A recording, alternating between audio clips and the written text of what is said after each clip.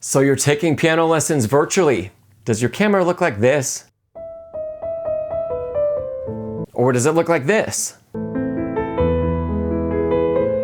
Or does it look like this? Or this one? Today I'm going to show you a few of the best places to position your camera or your cameras for online lessons. And we're going to quickly talk about why these positions are important for your teacher to see. Hey, I'm Szczepanek, and you're watching Pianist Academy. Taking music lessons online is more popular than ever, and we've seen a huge increase in students interested in this since the pandemic. The first really massive benefit of this is that students today have access to more teachers than what they ever would have had access to locally before. This means that you, the student, you can be even more discerning about who you hire to be your teacher. You can find out exactly how they teach, what their methodology is, and if your personality and their personality are going to match up. And especially if you aren't living in a major metropolitan area, you can now get access to some truly tremendous instructors online. Now, in order for those teachers to best serve you, you can really help them out if you get your camera or your cameras positioned in angles that they really need to see. So first up, the profile angle.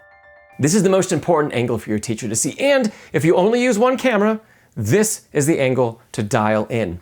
We'd like to see down the keyboard and both hands. So this means first, let's get your camera pointed straight down the keyboard, and then up to a height where we can see just a bit over the hand that's in the foreground. It's most customary to see pianists from the pianist's right side. So this angle is very, very typical. But if you're in a room where you simply can't make that work, it's also fine for us teachers to see you from the left-hand side. What's most important is that the hand in the foreground isn't blocking the hand in the background. Next up, let's talk about just how much of the rest of the body we need to see. If we can't move our camera back any further than this, or if we can't zoom out, this can work, but it's not ideal. So at least make sure that your teacher can see most of the way up your forearm. But if we really dial this angle in, let's pull the camera back far enough that not only can we see the hands, the full keyboard, and the forearms, but we can also see the rest of the torso, the back, the shoulders, the face, and even the upper legs if possible. A large amount of technique and technical problems stem from places much further up the arm than just in the forearm or just in the wrist or just in the fingers. Giving a teacher this angle is going to be the most like having lessons in person in the same room where the teacher can fully see how the body is being utilized at the piano. So here's a summary of this angle. Profile view with both hands visible, taking care to make sure the background hand is also visible, and at least a view of the forearm. We make it even better by showing the entire profile, which includes the forearm, the upper arm, the shoulders, the complete torso, the neck, the head, the face, and the upper legs. From this angle, teachers can identify almost all of how technique is being employed by the student, and teachers can diagnose most tension problems. And they can really help to hone how the student uses the playing mechanism to create music at the piano. Teachers can also identify any problems with overall posture and distance from the keyboard with this angle. Now, achieving this, you can use a built-in laptop camera, you could use a standalone USB webcam. Of course, you can use a more expensive camera that allows you to get a signal into your computer. And tablets and smartphones can, of course, also work for this. All right, next up, the overhead camera. If you happen to have two cameras available, a camera placed directly overhead is a great secondary position.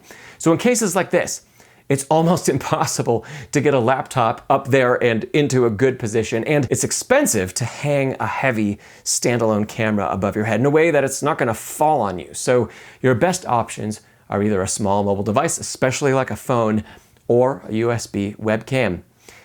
In the overhead view, we're looking to see the entire keyboard, not just a part of it. And it's also best if as much of the forearm as possible is also visible. From this angle, teachers can see if you're making awkward motions with the hand and the fingers, and they can see how aligned the playing mechanism is. And we can address lateral positioning of the body while it's both stationary and as it moves during playing. Third up is the angled camera.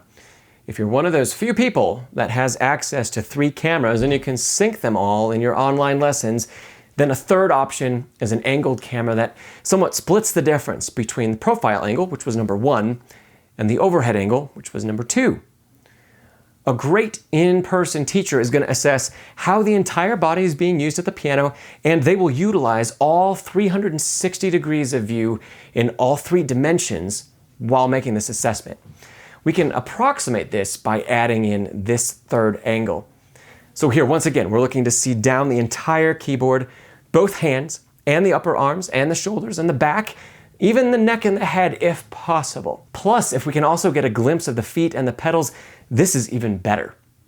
Now, in most cases, this angle is only going to be used to confirm assessment that's been gathered from the profile and from the overhead cameras. But the bonus, of course, is seeing the pedals. So like I mentioned, of the 3 angles discussed here, this one is the least important as it doesn't give the direct line of sight that the profile angle and the overhead angle are so good at.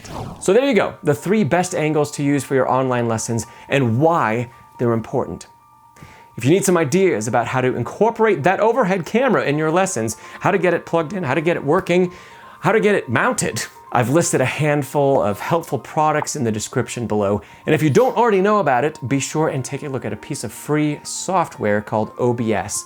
In OBS, you can connect feeds from multiple devices and you can choose which one you'd like sent to your video conferencing software with just the click of a button. Or even more easily, you can use an external USB device which you can dedicate to being your video switcher. All right, that's all for today. I'm Charles Szczepanek and you've been watching Pianist Academy, where we practice smarter, not harder. Be sure to like this video and subscribe to the channel so that I can see you next time.